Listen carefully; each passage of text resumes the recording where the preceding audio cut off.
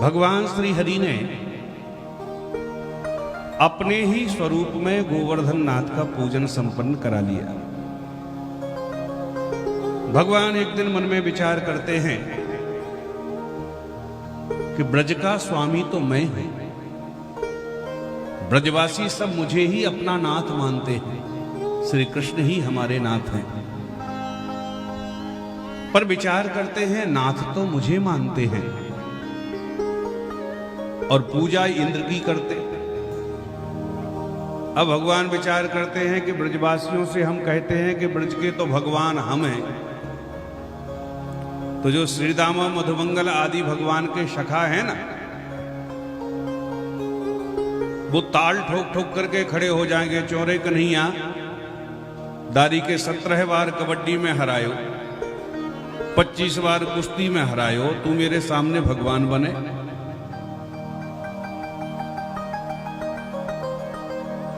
क्योंकि ब्रज में जो श्री कृष्ण की पूजा है वो भगवत भाव से नहीं, ब्रजवासी तो अपना सखा मानते हैं उनको। और सखा शब्द का तो अर्थ ही होता है सह खेदती खादती सह सखा। साथ में जो खेले, साथ में जो खावे, उनका नाम सखा। तब भगवान ने अपने ही स्वरूप में गोवर्धन नाथ का पूजन संपन्न करा लिया। इंद्र को पता चला तो कुपित हो गया, आदेश दिया मेघमंडलों को इतना पानी बरसाओ कि पूरा ब्रजमंडल जलमग्न हो जाए। भगवान को गालियां देने लगा, बाचालम बालिसम स्तव्यम अज्ञम पंडित माननम। कृष्ण अपने आप को बहुत बड़ा पंडित समझने लगा और इसकी बातों में आकर के ब्रजवासियों ने मेरी पूजा को बंद कर दिया। गड़गड़ाने लगे मेघमंडल, सारे ब्रजवासी तो कांपने लगे। कन्हैया भैया देख ले, मैंने पहले ही कही लगे इंद्र कुपित है गए। भगवान बोले ब्रजवासियों तो घबराओ काहे को, अरे जा देवता की पूजा हमने करी है, बाकी यही शरण में चलो, वो ही कछु उपाय बताएगो। सारे ब्रजवासी गोवर्धन की तलहटी में आए और भगवान बोले सुनो सुनो ब्रजवासियों, हमारे देवता ने मेरे कान में एक बात कह दी। का कही कन्हैया? भगवान बोले हमारो देवता कहे कि इंद्र यदि ज्यादा पानी वर्षाए तो तुम सब मिलके मोकू अपनो छाता बनाए।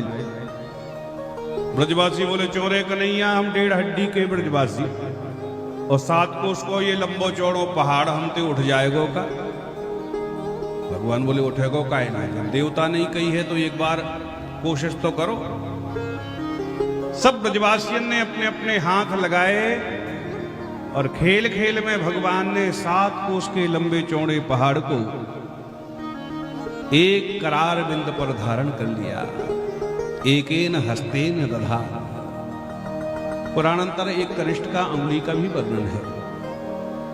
सारे ब्रजवासी कोई डंडा लगाए, कोई कंधा लगाए और बोले चोरे कन्हैया भैया, मुझे कहा मालूम कि हम इतने ताकतवर है गए कि आज तो हमने पूरा गोवर्धन पर्वत ही उठा लिया।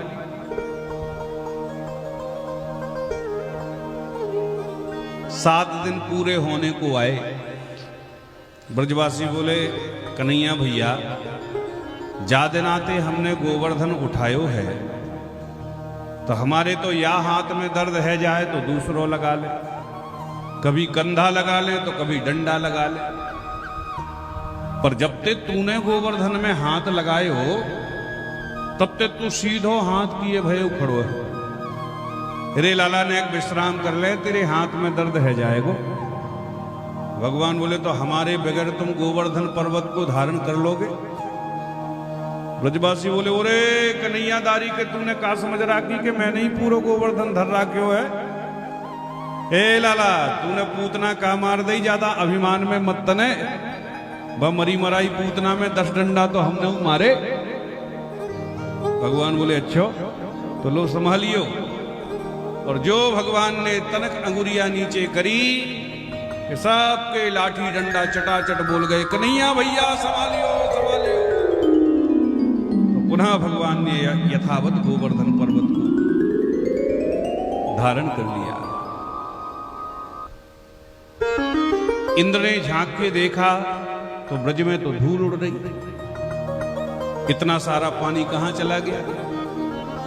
भगवान ने गोवर्धन के एक शिखर पर तो अगस्त बाबा को लगा दिया और एक तरफ अपना सुदर्शन चक्र लगा दिया, जो सारा पानी पीते चले गए। इंद्र ने मेघमंडलों को आदेश दिया और वर्षाओ पानी। मेघ बोले क्षमा करें महाराज, स्टॉक खत्म, जितना जल था पूरा उड़ेल दिया। इंद्र समझ गया, अच्छा तो तुम भी भागो। मेघमंडल साफ हो गए, बदल खुल गए। भगवान ने देखा, भगवान बोले ब्रजवासियों पानी बंद हो गया है, अब तुम भी सब बाहर निकलो।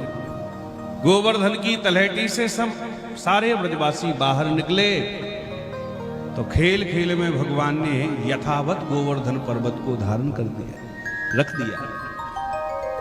भगवान पितम शैलम स्वस्थाने पूर्वत प्रभु।